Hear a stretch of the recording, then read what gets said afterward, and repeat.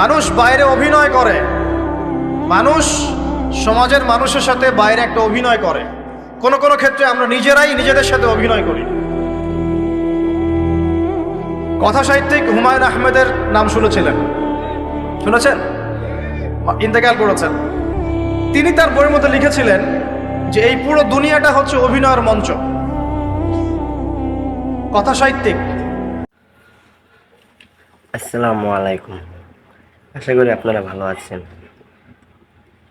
তো স্ক্রিনের উপর যে ভিডিও দেখছেন ওয়াচটা অনেক ভালো, আশা করি আপনারা সম্পূর্ণ ভিডিওটা দেখবেন। আর একটু যদি ভালো লাগে লাইক সাবস্ক্রাইব দুটোই করবেন। ধন্যবাদ। কথা সাহিত্যিক হুমায়ুন আহমেদের নাম শুনেছিলেন? শুনেছেন? ইন্তেকাল করেছেন। তিনি তার বইয়ের মধ্যে লিখেছিলেন যে এই পুরো দুনিয়াটা হচ্ছে অভিনয়ের মঞ্চ। কথা সাহিত্যিক তিনি বলছেন তার মতো করে এই পুরো দুনিয়াটাই অভিনয়ের মঞ্চ, আর আমরা সবাই নিজ নিজ জায়গায় অন্যের সাথে অভিনয় করছি। কোনো কোনো ক্ষেত্রে আমরা নিজেরা নিজেদের সাথে অভিনয় করছি। তিনি বলছিলেন আমরা সবাই অভিনেতা, আর সবচেয়ে বড় অভিনেতা হচ্ছে পলিটিশিয়ানরা, কারণ তাদেরকে অনেক বড় মঞ্চে অভিনয় করতে হয়। এটা আমার কথা না, হুমায়ুন আহমেদের কথা, পড়ে দেখেন তো। আল্লাহ পাক পাঠিয়েছেন তার ইবাদত করতে, আর এই বস্তুবাদী জগৎ আমাদেরকে ভুলিয়ে দিল কিভাবে? কয়েকটা প্রলোভন দিল। প্রথম প্রলোভন হচ্ছে টাকা, তারপরে জীবনে কি করব প্রতিষ্ঠিত হওয়ার চিন্তা, তারপরে চাই চাই আরো চাই এই একটা আকীদা দর্শন, তারপরে আমার স্ত্রী সন্তান আহার পরিবারের কি হবে, আর আরেকটা দর্শন আছে, এটাকে বলে চারবাক দর্শন। এবং দুঃখের সাথে বলতে হয় আমাদের রবীন্দ্রনাথ ঠাকুর কিন্তু এই দর্শনের মানুষ ছিলেন। চারবাক কিরকম? তার কবিতা পড়লে দেখবেন লিখে আছে, দু হাতে যা পাও হাত পেতে নাও, দু হাতে যা পাও হাত পেতে নাও, বাকির খাতা শূন্য থাক, বাকির খাতা শূন্য থাক। ঠিক চারবাক দর্শন। এটা ফিলোসফি পড়েছেন, এখানে অনেক টিচারও আছেন আমি জানি, তারা এই কথাগুলো বুঝবেন। চারবাক দর্শন কেমন? ঋণ করে ঘি খাও, ঋণ করে ঘি খাও, যতদিন বাঁচবে সুখে বাঁচবে, এটা হলো চারবাক দর্শন। তো দু হাতে যা পাও হাত পেতে নাও, বাকির খাতা শূন্য থাক, মিল আছে না? ঋণ করে হলো ঘি খান, যেভাবে হোক ঘি খান আপনি, মানে ঋণ করে হলো ঘি খান, যতদিন বাঁচবেন সুখে বাঁচবেন। তাহলে এই দর্শনগুলো বস্তুবাদী না? বুঝতে পারছেন কিনা? ম্যাটেরিয়ালিজম, বস্তুবাদিতা, মানে আপনি চোখের সামনে যা দেখছেন এই দুনিয়া যেভাবে হোক অর্জন করে নেন, বাকির খাতা শূন্য থাক। ইসলামিক কনসেপ্ট এ টোটাল ডিফারেন্ট কনসেপ্ট। ইসলামের ঈমান, আকীদা, ইসলাম, পরকাল, মুহাম্মদ সাল্লাল্লাহু আলাইহি ওয়াসাল্লামের আদর্শ সম্পূর্ণ ডিফারেন্ট।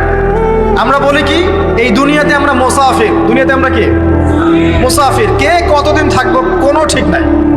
নবীজি বলছেন, হে আব্দুল্লাহ বিন ওমর, তুমি দুনিয়াতে মুসাফিরের মতো থাকো, সকালবেলা উঠলে সন্ধ্যার অপেক্ষা করো না, সন্ধ্যাবেলা হলে সকালের অপেক্ষা করো। দর্শনের মধ্যে কত পার্থক্য না? আকাশ পাতাল পার্থক্য না? এখন যদি এই বস্তুবাদী দর্শন দিয়ে আপনি চলাফেরা করেন, তাহলে তো আপনার লাইফের অ্যাম্বিশন হবে একটা ফ্ল্যাট, আর ওটা এনি হাও আপনাকে অ্যাচিভ করতে হবে, legal way or illegal way, আপনাকে অ্যাচিভ করতেই হবে, অ্যাচিভ করতেই হবে, যেহেতু আপনার মোটিভটা হচ্ছে ম্যাটেরিয়ালিজম, বস্তুবাদিতা। আর নবী সাল্লাল্লাহু আলাইহি ওয়াসাল্লাম কি বলছেন? সকালে ঘুম থেকে উঠলে সন্ধ্যার অপেক্ষা করো না, সন্ধ্যাবেলায় থাকলে সকালের অপেক্ষা করো না। তুমি দুনিয়াতে মুসাফিরের মতো থাকো, তোমার যতটুকুতে দুনিয়া চলে যায় এতটুকুতে সন্তুষ্ট থাকো। নবীজি আরো বলছেন, তুমি কখনো উপরের দিকে চোখ দিয়ে হেঁটো না, রাস্তায় যখন হাঁটবে উপরের দিকে দেখো না।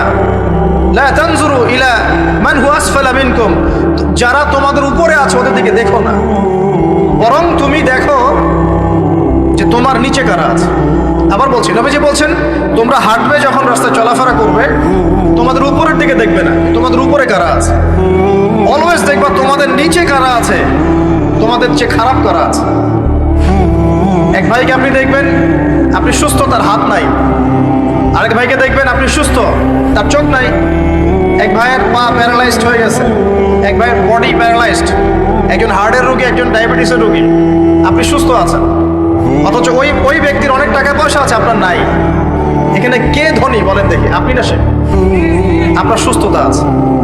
আরেক ভাইয়ের অনেক বড় বড় আপনার এতটুকু নাই, ছোট্ট একটা বাসা, আপনার কষ্ট লাগে। আমারও যদি এমন হতো, ওই বাসায় গিয়ে দেখলেন যে ইন্টারনালি সে ব্যক্তি সুখে নাই, তার পরিবারে অশান্তি, হৃদ্যতা, ভালোবাসার বন্ধন নাই, আপনার পরিবারে আছে। একটা রিক্সাওয়ালা সারাদিন রিক্সা চালিয়ে 400-500-1000 টাকা আর্ন করে বাসায় চলে গেল, গিয়ে বাসা আলু ভর্তা, ডিম ভাজা, ডাল দিয়ে ভাত খাচ্ছে, সুখে আছে, দিব্যি বউয়ের সাথে গল্প করছে, চাঁদ দেখছে। আর সেই তো কবে আপনি ওয়াইফ কিনে চাঁদ দেখেছেন ঠিক নাই, আপনি টাকা অর্জন করার নেশায় বছরের পর বছর স্ত্রী থেকে দূরে আছে, দেখারই সৌভাগ্য হয় না। আসলে সুখ কাকে বলে? সুখটা কি জিনিস? ঢাকাবাসীকে সুখ বোঝানো দরকার। সুখটা কি জিনিস? সুখটা হচ্ছে ইন্টারনাল পিস। যখন আপনি বা আমি নিজেকেও বলছি, যখন আমরা আল্লাহকে পাবো, আল্লাহ পাকের ইবাদতের মধ্য দিয়ে, রাসূলের সুন্নতের মধ্য দিয়ে অল্পে তুষ্ট থাকতে পারবো, যা আছে এতে শুকরিয়া আদায় করব, আপনার চেয়ে সুখী মানুষ দুনিয়াতে কেউ নাই, কেউ নাই দুনিয়াতে। কিন্তু বস্তুবাদিতা আপনাকে এই আকীদা ও আদর্শ থেকে সম্পূর্ণ ডিমোটিভেট করে দিবে। আপনাকে খালি চাই আরো চাই, ওই যে দু হাতে যাবো হাত পেতে নাও, বাকির খাতা শূন্য থাক। আর আমাদের দর্শন দু হাতে যাবো হাত পেতে নাও না, বরং দুনিয়াতে যতটুকু পাও এতটুকুতে সন্তুষ্ট থাকো, বাকির খাতা শূন্য থাক না, বাকির খাতা পূর্ণ হোক। মানে পরকালটা বাকির খাতা না, পরকালের বাকির খাতাটা পূর্ণ হোক। প্রয়োজনে দুনিয়ার সব চলে যায় যাক, প্রয়োজনে দুনিয়ার সব যদি চলেও যায় যাক, তারপরে বাকির খাতা কি হোক? পূর্ণ হোক। এটাই আল্লাহ রাব্বুল আলামিন সূরা আ'লার মধ্যে বলছেন, বাল তুসিরুনাল হায়াতাদ দুনিয়া, তোমরা এই দুনিয়ার জীবনটাকেই প্রাধান্য দিয়ে থাকো, ওয়াল আখিরাতু খায়রুন ওয়া আবকা, কিন্তু আখিরাত হচ্ছে সবচেয়ে উত্তম এবং চিরস্থায়ী। প্রিয় ভাই এবং বোনেরা যারা আলোচনা শুনছেন, আজকে আমাদের প্রথম সবক হওয়া উচিত দুনিয়ার নেশায় আমরা না পড়ি। আল্লাহ পাক আমাদেরকে তৌফিক দান। এর মানে এই না আমরা দুনিয়ার প্রোগ্রেসে যাব না, অবশ্যই যাব, আমরা অবশ্যই যাব। পুরো নেশন, জাতিগতভাবেই আমাদেরকে এই ওয়ার্ল্ডের সমকক্ষ তো হতে হবে, হবে কি না? আমরা কি ওয়ার্ল্ডের সমকক্ষ হতে পেরেছি? আপনাদের কি মনে হয় মিলস, ইন্ডাস্ট্রিজ, ফ্যাক্টরিজ, সেতু, ফ্লাইওভার এইগুলো করলেই মনে হয় যে ওয়ার্ল্ডের সমকক্ষ হওয়া যায়? প্রত্যেক জনগণ ভিতর থেকে সুখী কিনা, তাদের অন্ন, বস্ত্র, চিকিৎসা, শিক্ষা, বাসস্থান, এই যে মৌলিক চাহিদা, বেকারত্ব ঘোচানো, 3 বেলা খেয়ে পরে বাঁচা, জীবনের অধিকার, সিকিউরিটি, এই জিনিসগুলো আমাদের নিশ্চিত হচ্ছে কিনা, এটা হচ্ছে আপনার উন্নতির মানদণ্ড। উন্নতির মানদণ্ড কি? আমরা এখন যেখানে আছি না, 1776 সালে অ্যাডাম স্মিথ তার চেয়ে আগের জায়গায় ছিল। 1776 সালে অ্যাডাম স্মিথ একটা বই লিখেছেন, তার নাম হচ্ছে যে দি ওয়েলথ অফ নেশন, এই কিভাবে একটা রাষ্ট্রের ওয়েলথ ফাংশন করে। ওই 1776 সালে তিনি যে চিন্তাগুলো করেছেন, এখন পর্যন্ত আমরা সেই চিন্তা বাস্তবায়ন করতে পারি নাই। 1776 সালের চিন্তা, কিন্তু ওই চিন্তা বাস্তবায়ন করেছে পশ্চিমারা। পশ্চিমা সভ্যতা যেটা আপনি দেখছেন দাঁড়িয়ে আছে, এই একটা বইয়ের উপর দাঁড়িয়ে আছে। যেমন একটা এক্সাম্পল দিই, আলোচনাটা কঠিন হয়ে যাবে, অন্যদিকে যাব। আমরা মনে করি যে অর্থনীতি আমরা নিয়ন্ত্রণ করব, ঠিক আছে, অর্থনীতির পুরো বিষয়গুলো আমরা নিয়ন্ত্রণ করে আমরা সমৃদ্ধি নিয়ে আসবো। আসলে বিষয়টা কি জানেন? অর্থনীতির নিজের একটা ফ্লো আছে, ও নিজেই নিজেকে নিয়ন্ত্রণ করে, এবং তার উপর একটা ইনভিজিবল হ্যান্ড থাকে, অদৃশ্য হাত, যেটা আমরা বলি আল্লাহ রাব্বুল আলামিন। আল্লাহ রাব্বুল আলামিন এই পুরো অর্থনীতিকে নিয়ন্ত্রণ করে। আমরা যখন সেটাকে ইন্টারফেয়ার করতে যাব, তখন ইকোনমি কলাপস করে যাবে। এই যে করছে কলাপস। আরো ব্যাপার আছে, শুধু ব্যবসা, অর্থনীতি, এক্সপোর্ট ইম্পোর্ট, এগুলোকে তিনি জাতির মানদণ্ড বলতেন না। তিনি বলতেন যতক্ষণ পর্যন্ত জাতির প্রত্যেক ব্যক্তির মধ্যে এথিক্স না আসবে, নীতি যতক্ষণ পর্যন্ত না আসবে, আপনি করাপশন থামাতে পারবেন। তাই হয়েছে না? শুধু ব্যবসা না, আদর্শ কতটুকু আছে? এই যে আপনি দেখছেন বিভিন্ন জায়গায় ভেজাল খাবার খাওয়াচ্ছে, ওদের কি টাকার অভাব আছে? ওদের টাকার কিন্তু অভাব নাই। নেম ফ্রেমের কোনো ঘাটতি আছে? এস্টাবলিশড বিজনেস, তাহলে কেন আপনাকে ভেজাল খাওয়াবে? কারণ তার মধ্যে এথিক্স নাই, নীতি নাই। এই জন্য জাতির প্রত্যেক সদস্যকে, মানে প্রত্যেক জনগণের প্রত্যেককেই আগে নীতিগত শিক্ষা দেওয়া উচিত। আর এই কাজটাই করে ইসলাম। বলে সুবহানাল্লাহ। এই এথিক্স এবং নীতি শেখায় কে? ইসলাম। ইসলামের চেয়ে সার্বজনীনভাবে এবং যুগোপযোগীভাবে কেউই এথিক্স শেখাতে পারবে না। কাগজে কলমে অনেকে অনেক কথা বলতে পারে, প্র্যাকটিক্যালি শেখাবে কে? ইসলাম। এখন বলতে পারেন তাহলে মুসলিমদের মধ্যে দুর্নীতি কেন, মুসলিমদের মধ্যে কেন এই সমস্যাগুলো হয়? উত্তর একটাই, ওই যে স্যার বলে গেলেন, আমি বিভিন্ন ওয়াজে যে এক এক জায়গায় এক এক কথা বলে। উত্তরটা কি? উত্তরটা হচ্ছে যে কোরআন এবং সুন্নাহর সঠিক যে শিক্ষাটা আছে, এই শিক্ষাটা আমরা অনেকেই বাস্তবায়ন করতে পারছি না। এটা আমাদের ব্যর্থতা। এটা কাদের ব্যর্থতা? এটা আমাদের ব্যর্থ। এখানে আমাদের ব্যক্তি স্বার্থ থাকতে পারে, এখানে আমার জ্ঞানের স্বল্পতা থাকতে পারে, আমার ভিতরে অহংকার থাকতে পারে, বা আমি অল্প শিক্ষিত হতে পারি, এবং এমন হতে পারে আমার জ্ঞানটা যুগোপযোগী না। ইসলামিক জ্ঞান আমার মধ্যে আছে, কিন্তু কিভাবে এই জ্ঞান দিয়ে ওয়ার্ল্ডকে ডিল করবো এই জ্ঞানটা আমার মধ্যে নেই। এই কারণে আমরা হয়তোবা ইসলাম কোরআন সুন্নাহ হাতে থাকার পরেও এই সমস্যাগুলো ফেস করছি। প্রথম সমস্যা হচ্ছে বস্তুবাদিতা। আল্লাহ পাক আমাদের সবাইকে, যারা আলোচনা শুনছে, দুনিয়ার প্রেমিক হওয়া থেকে বাঁচাক বলি আমি। দুনিয়ার প্রেমিক না, প্রেমিক হবো কার? আল্লাহর আখিরাতে। কতটুকু দাম আছে দুনিয়ার? আল্লাহ পাক বলছেন একটা মাছির পাখার সমানও না। একটা মাছির পাখার কি দাম আছে আপনার কাছে?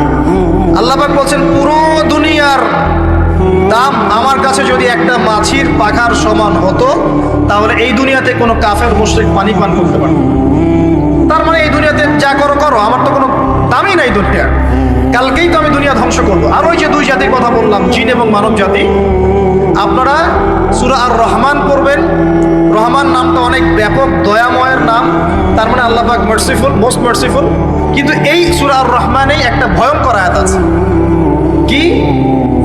সানাফরুগু লাকুম আইয়ুহাস সাকলান। হে মানুষ এবং জিন, হে মানুষ এবং জিন, শীঘ্রই আমি তোমাদের দুইটা জাতিকে ডিল করার জন্য ফারেক হচ্ছি, অপেক্ষা করতে থাকো। মানে আল্লাহ পাক কুল্লু ইয়াউমিন হুয়া ফি শাআন, মানে আল্লাহ পাক কি করেন? সব সময় তার কাজে ব্যস্ত আছেন। মহাবিশ্বের তো গ্রহ নক্ষত্র গ্যালাক্সির অভাব নাই, মাখলুকের কোনো অভাব নাই। আল্লাহ পাক প্রত্যেকটা মুহূর্তেই তার কাজে ব্যস্ত আছেন, তার কাজে শানে ব্যস্ত আছেন। কিন্তু এই ব্যস্ততা থেকে ফারেক হবেন কাদের জন্য? মানুষ আর জিনের জন্য। মানুষ আর জিনের জন্য আল্লাহ পাক বলেন সানাফরুগু লাকুম আইয়ুহাস সাকলান। দাঁড়াও, দুনিয়ার মধ্যে এইসব করে বেড়াচ্ছ, তোমাদের দুই জাতির জন্য আমি অচিরে ফারেক হব ইনশাআল্লাহ। ওইটাই হলো কিয়ামতের দিন। যদি ওই দিনটা আমরা মাথায় রেখে চলি, ইনশাআল্লাহ আমরা কেউ বস্তুবাদী হব না ইনশাআল্লাহ। আল্লাহ পাক আমাদের সবাইকে দুনিয়া মুসাফিরের মতো থাকার তৌফিক দান করুন। আমরা উন্নতি করব, অবশ্যই অগ্রগতি করব, আমরা সবকিছুই করব, কিন্তু দুনিয়ার পূজায় ডুবে যাব না। এটা একটা বড় চ্যালেঞ্জ।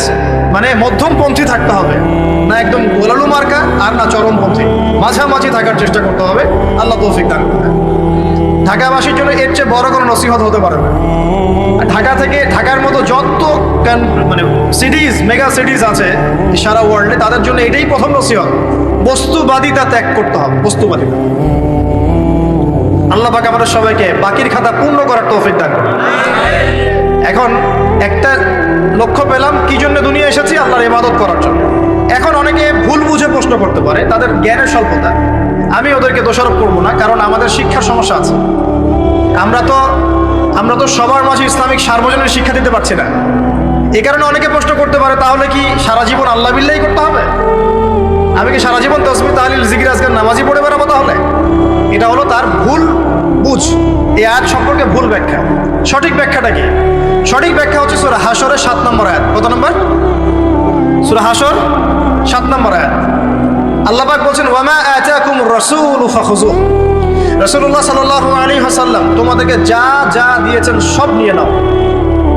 ওয়ামা নাহাকুম আনহু ফান্তাহু। রাসূল যা থেকে বিরত থাকতে বলেছেন, সমস্ত বিষয় থেকে দূরে থাকো।